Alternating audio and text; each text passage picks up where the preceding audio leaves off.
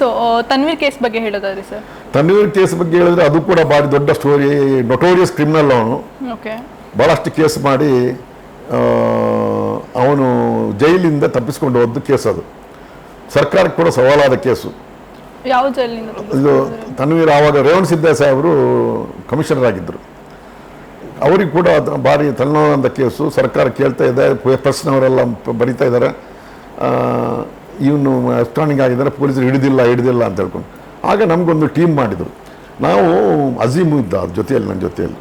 ಅಲ್ಲಿ ಈ ತನ್ವೀರ್ ತಂಗಿ ನಿಖತ್ ಅಂತ ಇದ್ರು, ನಿಖತ್ ಬೇಗಮ್ ಅಂತ. ಯಾವ ಜೈಲಿಂದ ತಪ್ಪಿಸ್ಕೊಂಡು ಹೋದ್ರು? ಇದು ನಮ್ಮ ಇದೇ ಬೆಂಗಳೂರು ಜೈಲಿಂದ. ಬೆಂಗಳೂರು ಜೈಲಿನಿಂದ ನಿಖತ್ ಅಂತ ಇದ್ರು. ಅವರನ್ನು ಏನೋ ಮಾಡಿ ಅವ್ರ ತಾಯಿ ಎಲ್ಲ ಒಳ್ಳೆ ಕುಟುಂಬದಿಂದ ಬಂದವರು. ಇವನು ತನ್ವೀರ್ನ ತಾಯಿ ಬಾಂಬೆಯಿಂದ ಮದುವೆಯಾಗಿದ್ದು.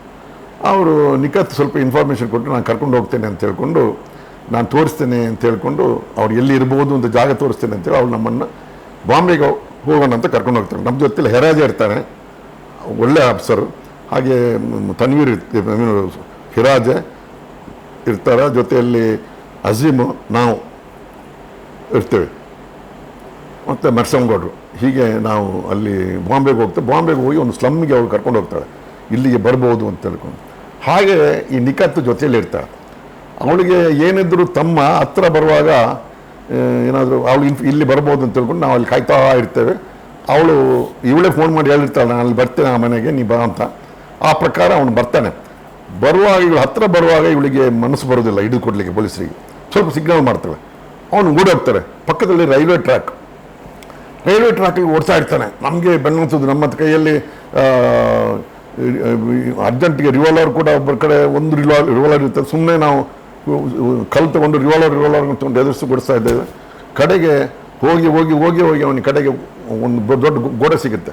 ಅಲ್ಲಿಂದ ಮುಂದೆ ಕೊಡೋಕ್ಕಾಗೋದಿಲ್ಲ, ನಾವು ಅಲ್ಲಿ ಅವನನ್ನು ಹಿಡ್ಕೊಂಡು ಬರ್ತೇವೆ. ಇದು ಬಹಳ ದೊಡ್ಡ ಕೇಸು. ಹಾಗೆ ತನ್ವೀರ್ ಅಷ್ಟು ಜೋರಾಗಿ ಪ್ರಚಾರ ಆಗಿತ್ತು. ಅವನನ್ನು ಹಿಡಿದ ಕೂಡಲೇ ನಾವು ಇವರಿಗೆ ರೇವಣ್ ಸಿದ್ದೇಶ್ವರ ಫೋನ್ ಮಾಡ್ತೀನಿ. ಫೋನ್ ಮಾಡಿದ ಕೂಡಲೇ ಅವ್ರು ನೀವು ಇಮಿಡಿಯೇಟ್ ಹಿಡ್ಕೊಂಡು ಬನ್ನಿ ಅಂತ ಹೇಳ್ಕೊಂಡು ನಾವು ಇಲ್ಲಿ ಯಾರು ಇದು ಮಾಡಲ್ಲ, ಫ್ಲೈಟಲ್ಲಿ ಬರ್ತೇವೆ, ಯಾವ ಫ್ಲೈಟಲ್ಲಿ ಬರ್ತೇವೆ ಅಂತಂದು ಹೇಳ್ಕೊಂಡು ನಾವು ಸಾಹೇಬ್ರಿಗೆ ತಿಳಿಸಂತಂದ್ರು. ನಾವು ಯಾವ ಫ್ಲೈಟಲ್ಲಿ ಬುಕ್ ಮಾಡಿದ್ದೇವೆ ಅದನ್ನೆಲ್ಲ ತಿಳಿಸ್ತೇವೆ. ಅಲ್ಲಿ ನಾವು ಏರ್ಪೋರ್ಟಿಗೆ ಬರುವಾಗ ಇಳಿಯುವಾಗ ನಮಗೆ DCPಗಳು ನಮಗೆಲ್ಲ ಬುಕ್ಕೆ ತಂದು ಕೊಟ್ಟು ನಮ್ಮನ್ನು ವೆಲ್ಕಮ್ ಮಾಡಿಕೊಂಡು ಆರೋಪಿನ ತಂದು ಕಮಿಷನರ್ ಆಫೀಸಲ್ಲಿ ಪ್ರೆಸ್ ಕಾನ್ಫರೆನ್ಸ್ ಆಯಿತು. ಹೀಗೆ ಬಹಳ ಒಂದು ದೊಡ್ಡ ಕ್ಯಾಚ್ ಅದು ಕೂಡ ಬಹಳ ರೋಮಾಂಚನಕಾರಿತ್ತು ಆಗಿತ್ತು. ಅದು ಒಂದು ಇದು ಡಿಟೆಕ್ಷನ್.